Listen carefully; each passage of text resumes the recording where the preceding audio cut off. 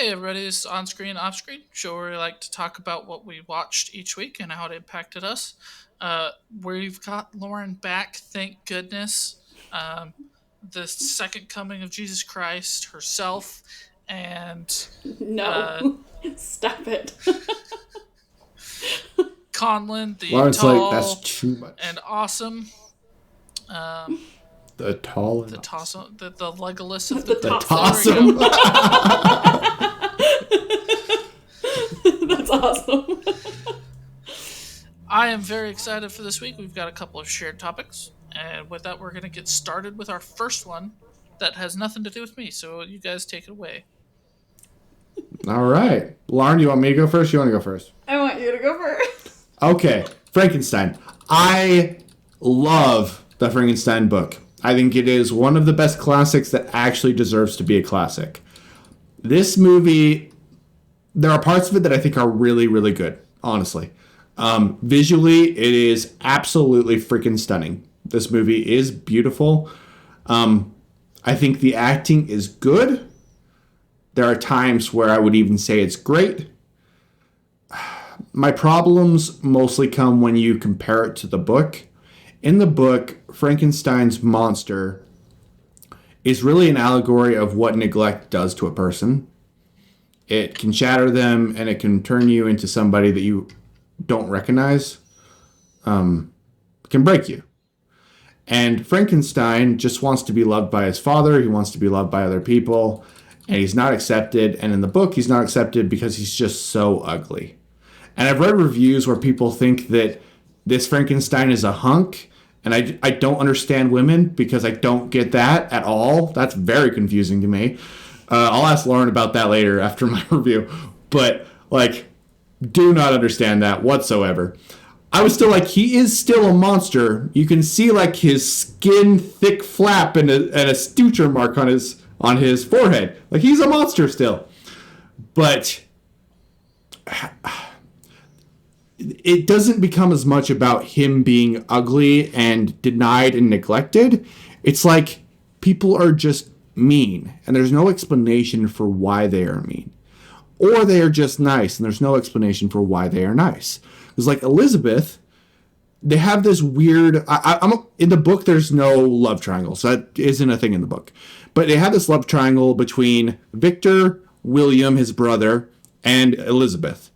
I was okay with that love triangle. I was like, it's not in the book, but you handle it pretty well. I'm okay with it. But then Elizabeth has this... It may be love triangle with the monster and Victor, and it doesn't make any sense. And Victor is jealous of her being into the monster, but I think she's just being nice to the monster, but maybe not. We don't really know.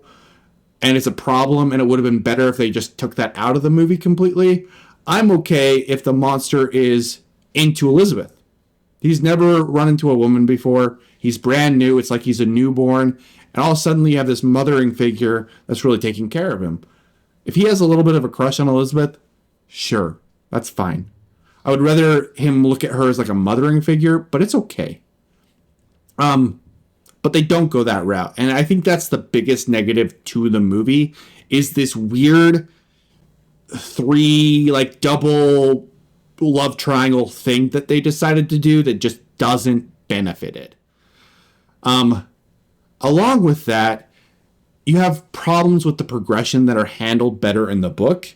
In the book, he wants to get love. He wants love from Victor, but he's rejected. And then he runs into the woods, and he lives. They did a good job with parts of this. He lives with a family that he finds, and he's hiding in a part of their house, and he's listening to them read and be a family, and he's longing for that family experience. It's my favorite part of the book because it shows humanity so well, where he's just like, I just want to belong. And there's a blind father in the book and in the movie, and because he's blind, he can't see the ugly monster that is Frankenstein's monster. So he doesn't judge him.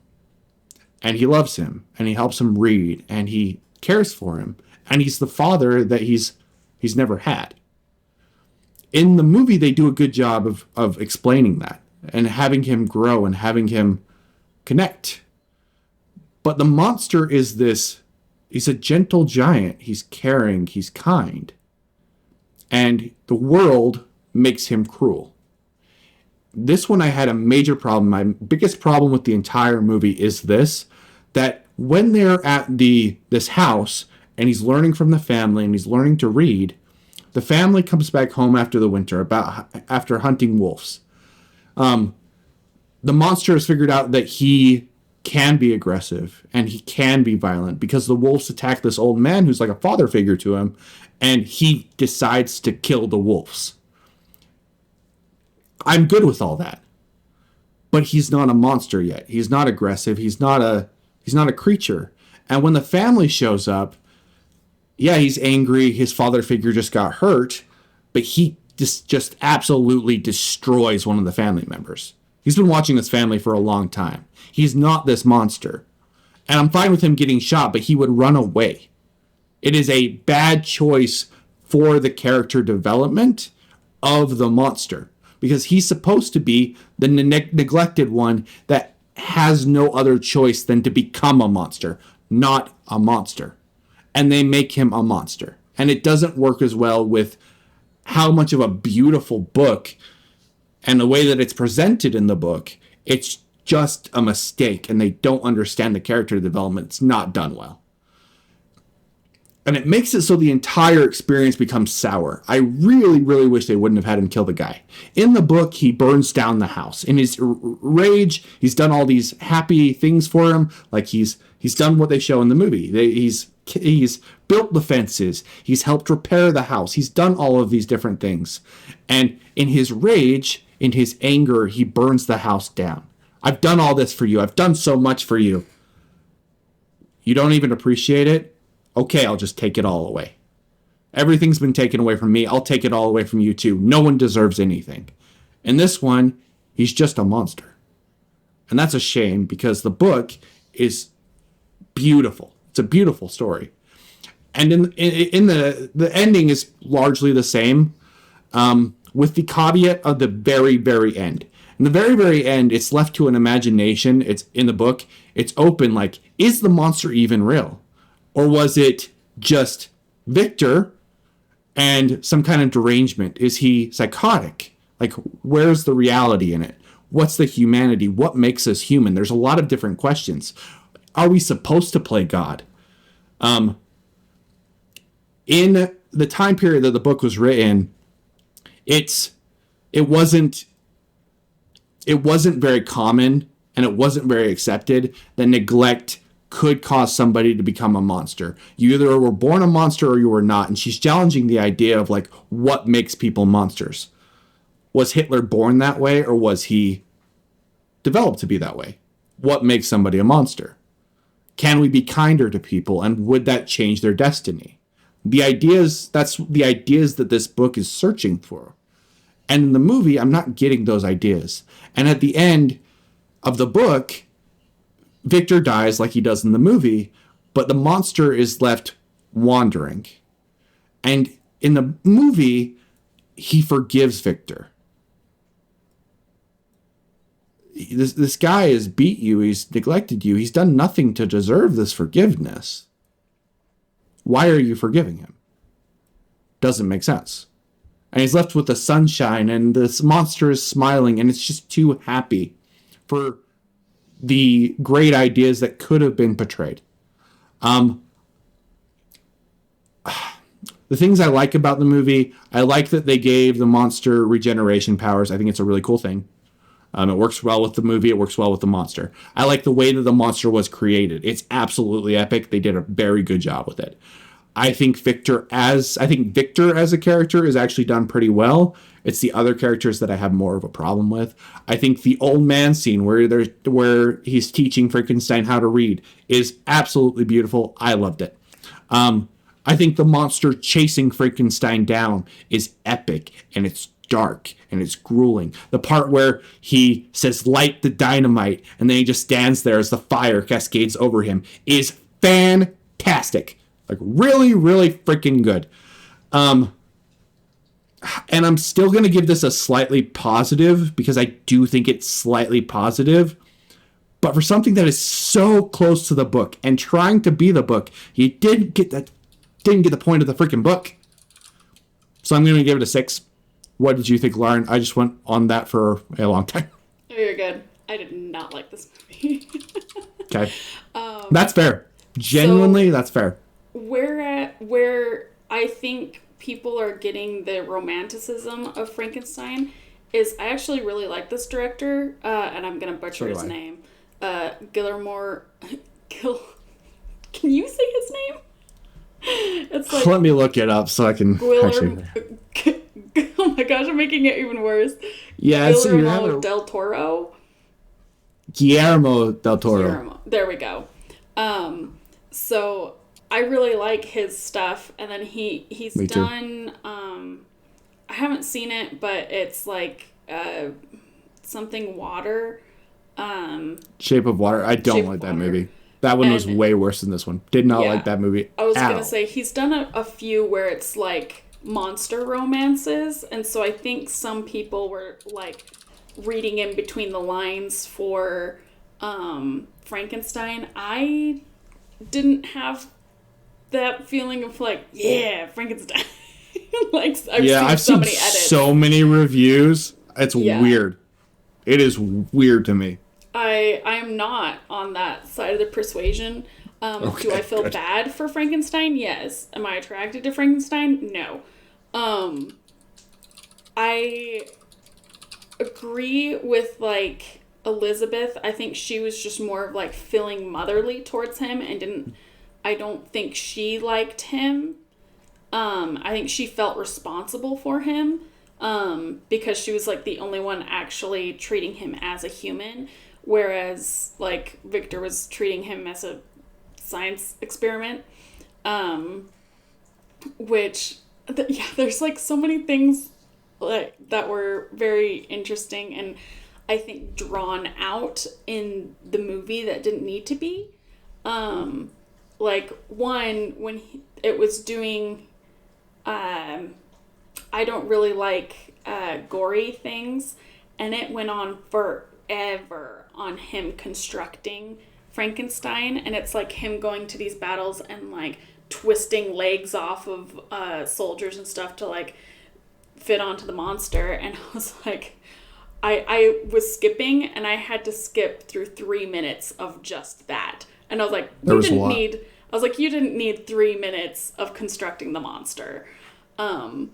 And like that's very specific towards me because they did a really good job of making the sounds of like cracking stuff. And the part where the one guy falls down the chute and then they like lifts up his head and the back of the skull pulls off. Even that one I was kind of like, whoa. Yeah, I skipped a lot in this movie. So like if you don't like gore, this is not your movie. And like I can't remember what he's the guy that's like, you're hiding enemies of the state, are you not? From Inglourious Basterds. I can't remember that actor. Christoph Waltz. Christoph Waltz, I think yeah. he's great in the movie. Like he does a very good job. It's really good. But there's like a few little plot holes that like since they made him be like have the regenerative powers and things, when the father figure died, the blind man, and he had died because these wolves attacked in the house, and he decided to kill the wolves that had attacked his blind father figure. He was trying to save them, and then the guys who hunt the wolves come in. Let's not pay attention to all the massacred wolves around and be like, you killed him. And I was like, are you kidding me? I didn't have a problem with that because he's supposed to be like a monster, and you're just like, I mean, if you came into a house, yes, there's a bunch of dead wolves, but then you see a guy who's like a monster who's like over your dead father, wouldn't you be like, what the hell? I mean, if I walked in, I saw a bloody mess of all of these dead wolves, and then I look over to see somebody that's cradling my elderly father gently, and his back's to him so they don't see the scars, and then immediately they were like, it was you. I guess he doesn't turn around, does he? No. And so I was like, Yeah, he turns around later. That's fair. Drove me nuts. And then I thought it was also funny at the end when he's on the ship and he like the monster comes into the cabin and he's about to take out the captain, and then the captain's like like, oh, it's been story time. He's like, show us what you really are. He's told me what you are. And he's like, switches real quick. He's like, oh, well, let me tell you a story. Just pulls up a chair and just start going into his story. And I was like, okay. But yeah, there's just like so many points that I'm like, well, and then him fighting off that family and killing the family, like that wasn't in self-defense because he knew already that he had the regenerative powers. And so I was like, this is so dumb. And then when he goes to like really Victor and he's like, I need a companion, and Victor's like, what, so you can reproduce? Victor, he didn't say if he wanted like a woman, or he said a companion. Also, I feel like you could just not put the uterus in if you were worried about that. That is something I did not think about at all. And also, why did he give the monster working organs like that? Anyway. So, I was just like, that's super weird, Victor. Why was that where you went first? Anyway. Because, like, this is literally just a one-year-old that's like, just wants I want a friend.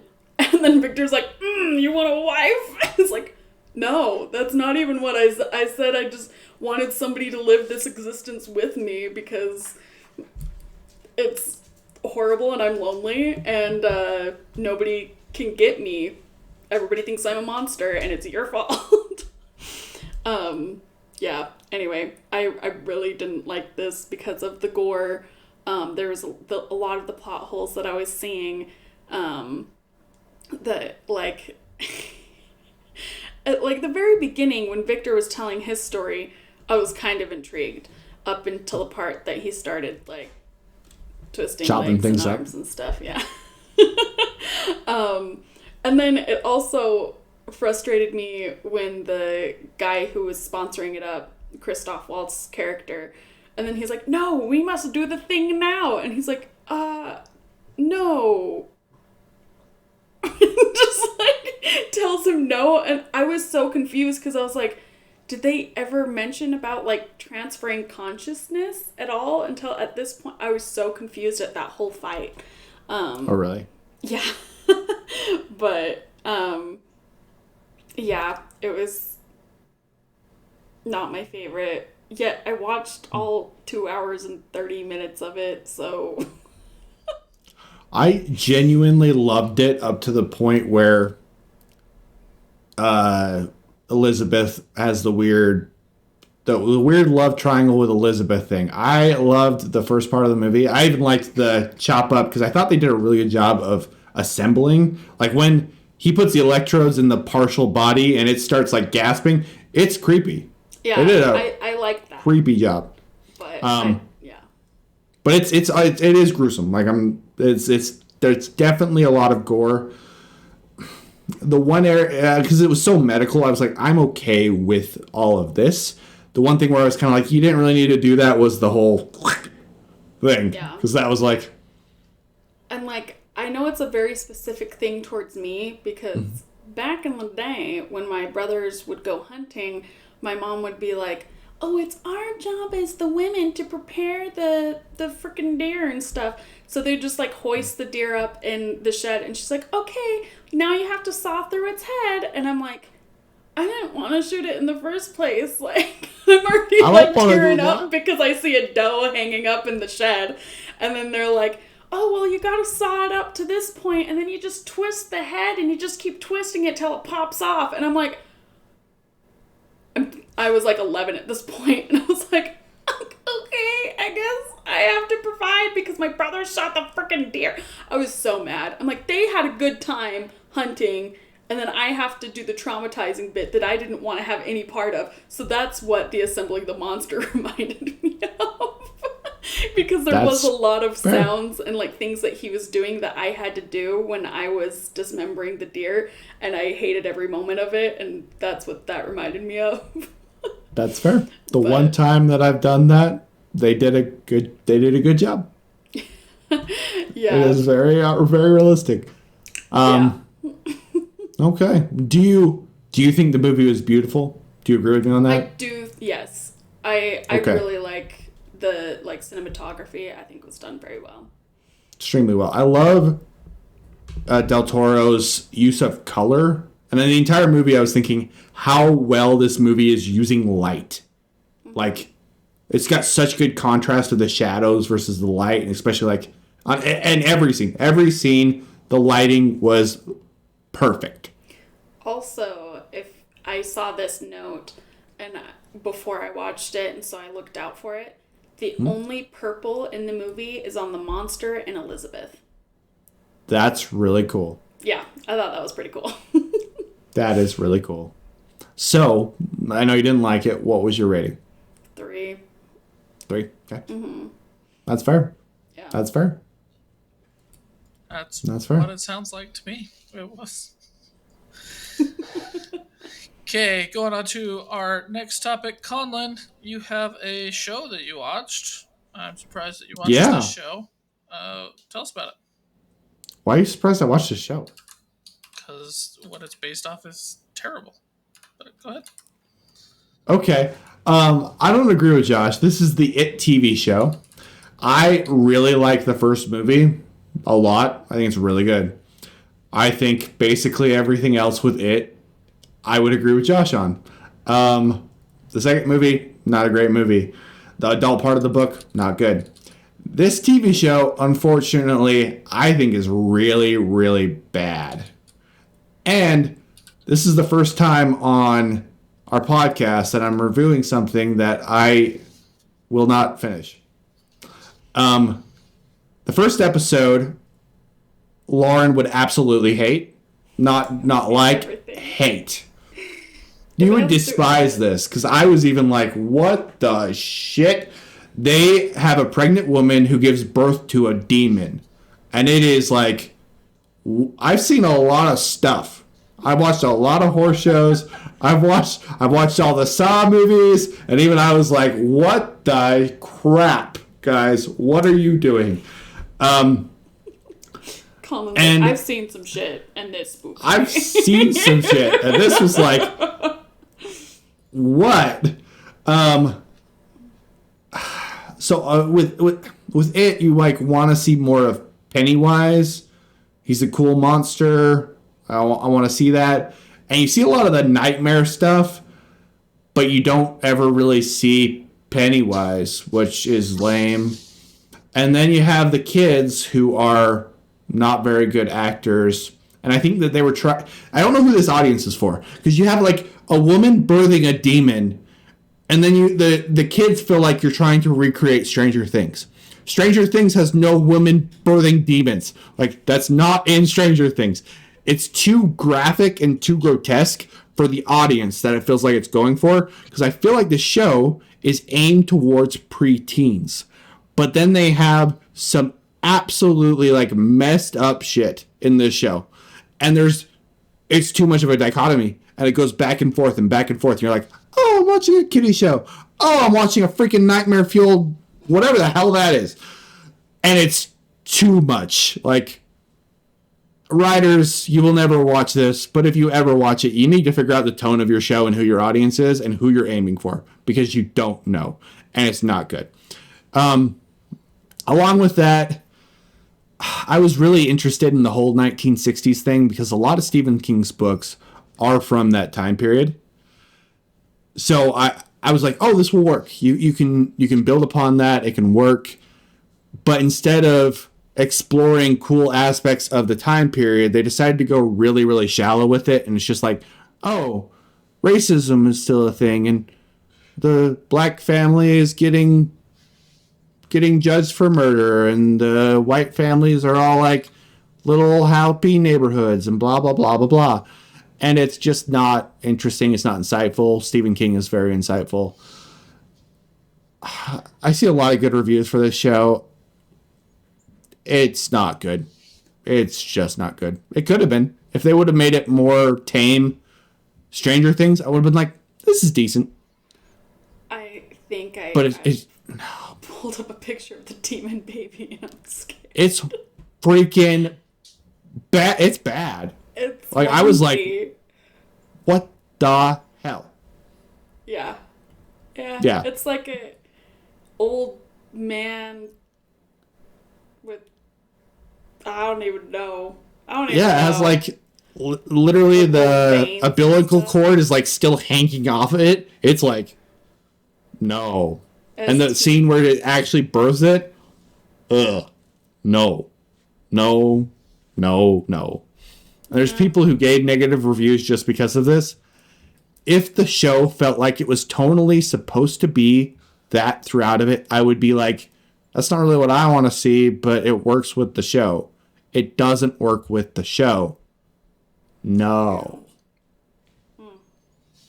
No. So what would you rate it on a scale of 1 to 10?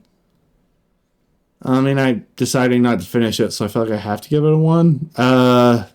Some of the effects probably deserve a 2. Like, there is a part with a theater where the monster is killing the kids as they're trying to escape the theater, and genuinely, it's a really good piece of horror. But the rest of it is just not. So I'm gonna stick with 2. Okay. Fair enough. And just for my clarification, when you said the first one, are you talking about the 1960 or the 1991 or the 2017 one? 20. I was talking about the movies. I think the old limited edition TV show is just old, but I can see why people liked it when it came out. It just feels old. well, there's also the movie with Tim Curry as it as well. That's the limited TV show. Is it? Because I saw it as the movie as a kid and it wrecked me. Unless I'm absolutely out of my mind, yeah. I don't think so.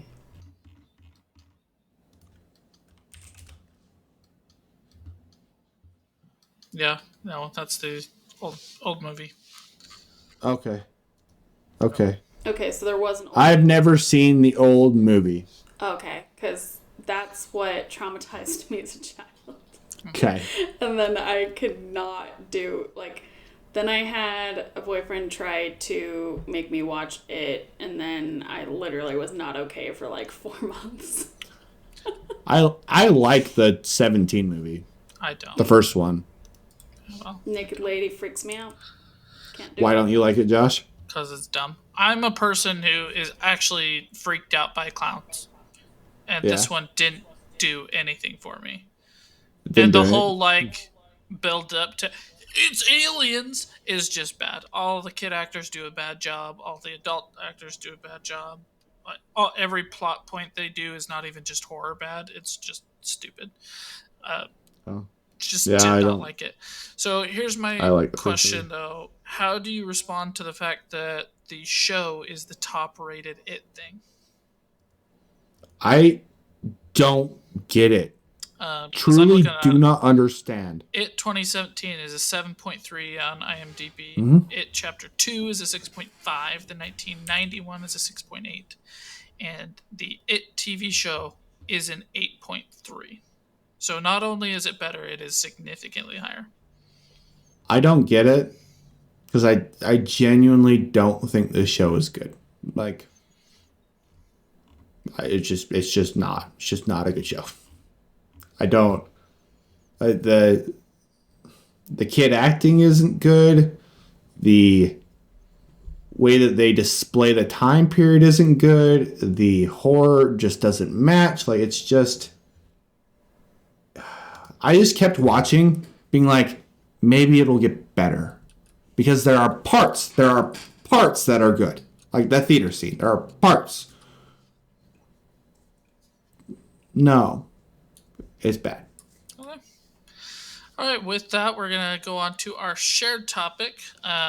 This is one that we have been talking about relentlessly for the last few weeks, and you guys get to hear about it again because we've had new experiences with it. Yes. Lauren is experiencing it for the first time with the shared seeing both sides.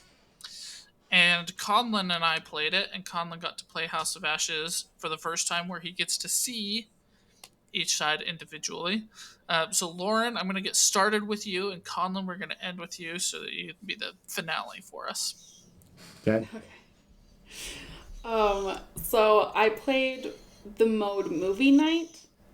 I highly suggest not to because so I was playing with my friend Dale, and he'd never played these before, and I was like, "Oh, this will be so fun!" And then I start playing, and I was like, "What do you see right now?" And he's like, describing what I'm seeing, and I was like, "Oh, that's not fun." And only one of us is like in charge at a time, or at that point, I was selling my van, and I was like, just keep playing. I need to run out and like get money from these people, and they're gonna tow my car. And so I like ran out, and it will say like, "Okay, Lauren, it's your turn to play the characters," and then it'll be like, "Okay, Dale, it's your turn."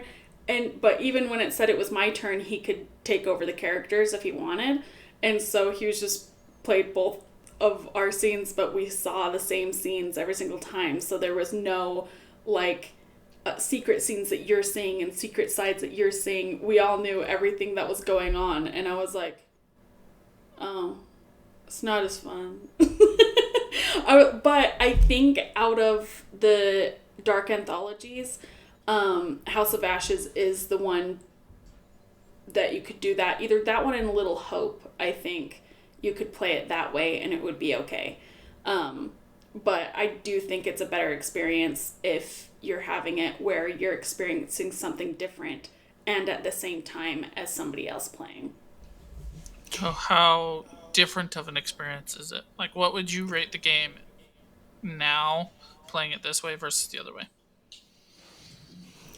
Well, because I do not want to play it like that again. But I feel like if I played that way first and didn't know that there's the other way, I would still really like it. So knowing that there is a better way to play, I would say a 4. If I didn't know that there was a better way to play, I would say a 7. Okay. Because like I was still having like fun playing, but like not having any mystery to what's going on to the other person is like that's what makes it so fun. Because there's some like key details that are being left out on either side, and if you're not communicating, then or like if you communicate it poorly, that changes your decisions. Or if you've played it before, that also changes decisions. And it was the way Dale was playing it, he was just being quiet at every single decision when somebody asked him something. And so I was like, we're all gonna die. And he's like, "Yeah, sorry, I'm not really helpful with trying to keep your people alive." And I was like, "Yeah, I see that." So I still had like a good experience with it, but I would very much prefer it the other way. Very cool. I'm glad it was still good. I was predicting it would no longer be good. Or, like, just fine, I guess. Yeah, I'm like, just because I know what I was missing. Yeah. Well, it's just the way that it's structured. Like, what I love about it so much is how different it is. So, like, Yeah. for me, Conlon and I got to play together.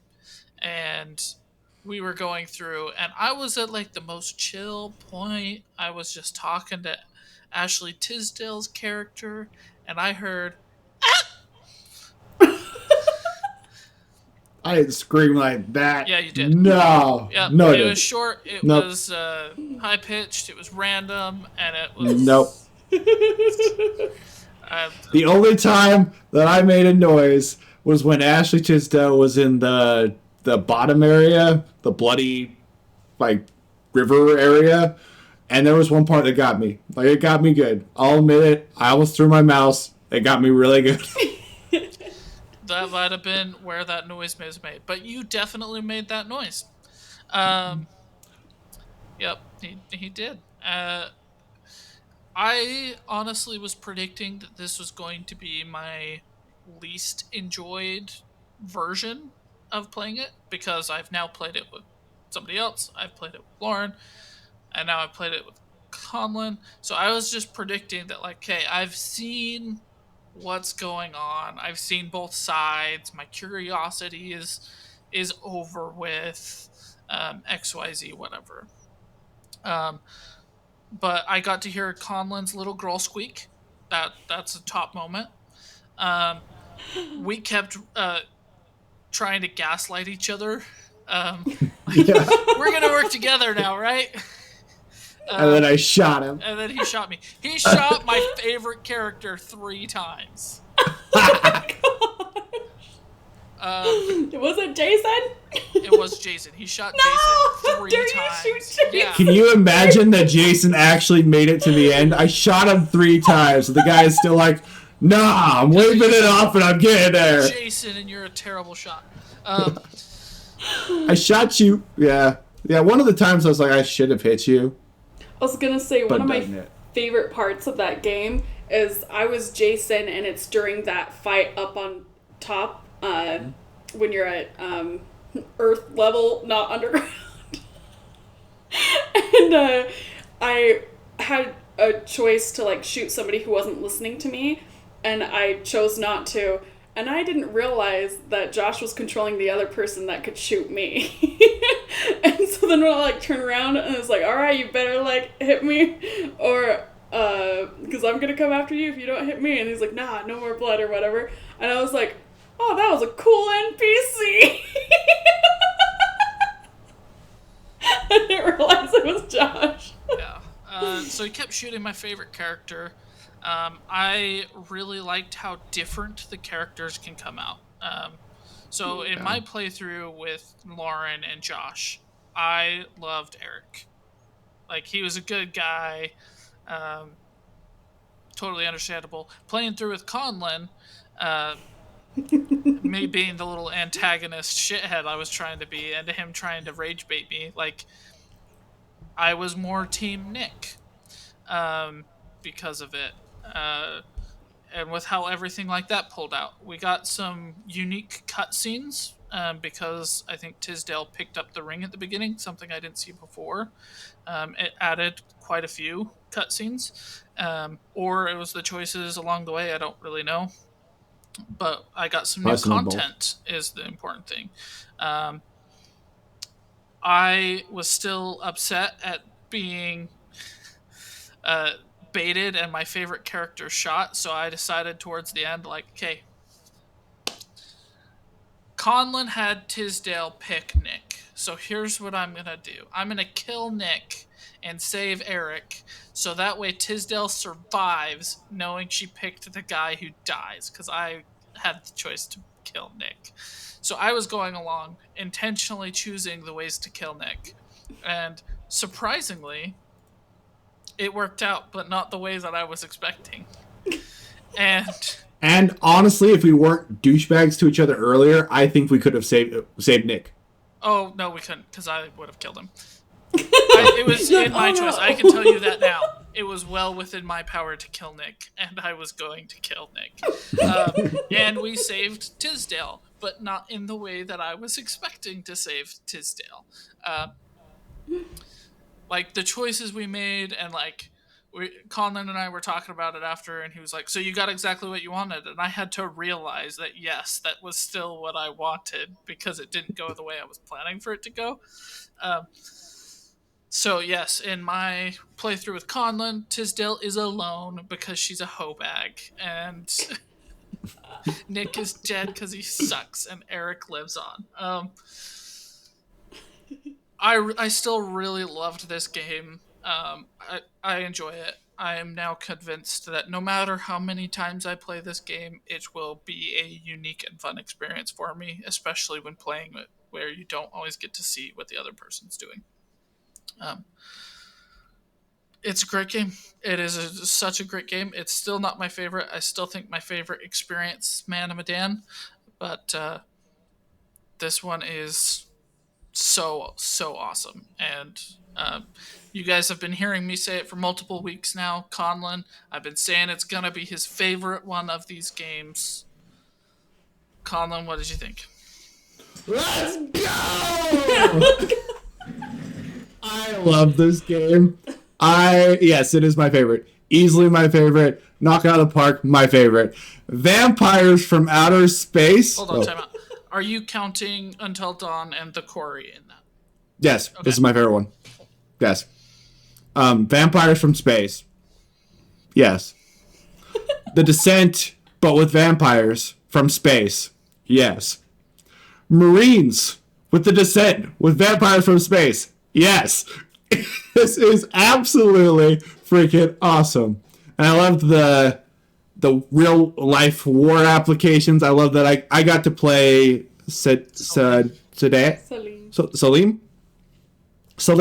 And I got to be a douchebag who doesn't trust the Americans, which I thought was really cool. I think it's cool that you can work with the Americans if you want.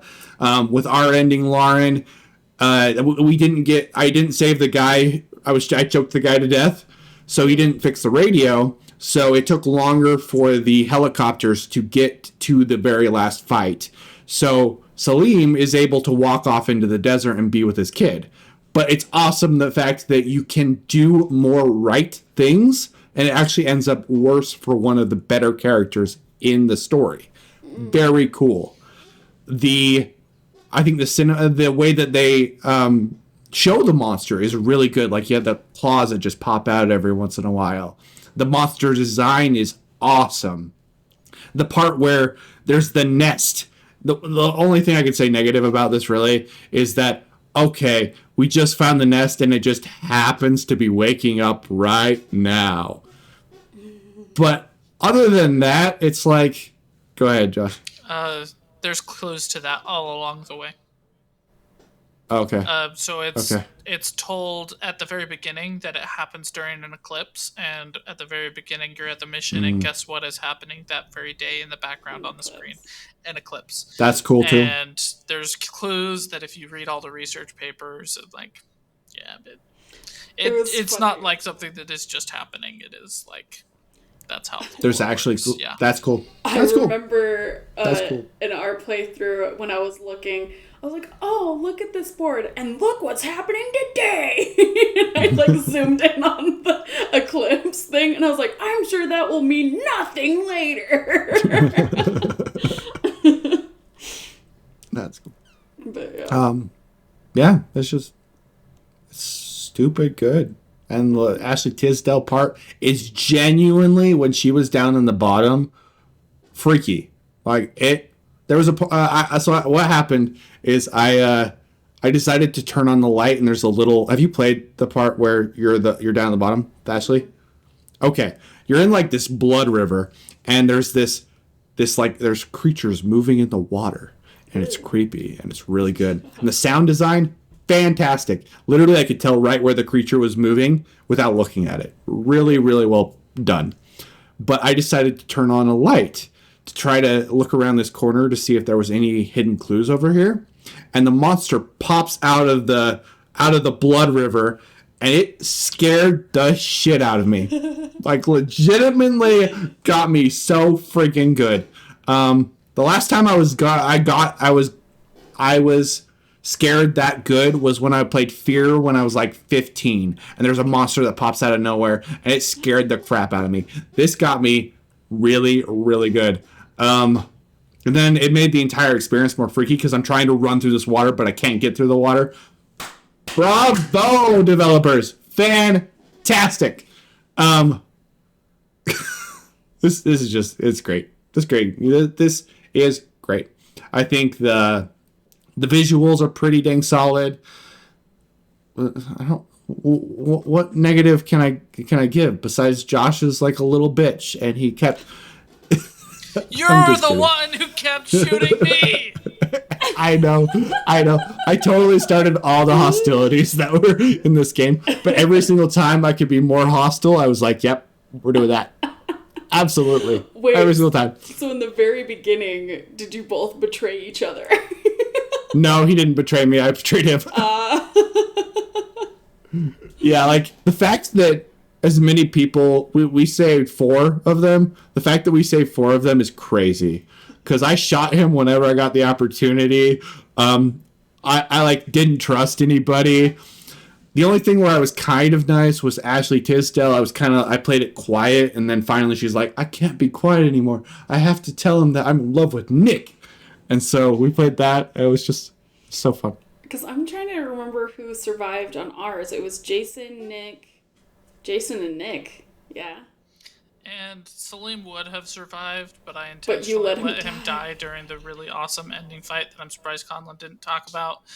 Oh, the awesome ending fight! So with our version, the main other negative. I do have another negative. The main head vampire doesn't feel intense enough. Like it feels like he should be more powerful and menacing than he is, I think.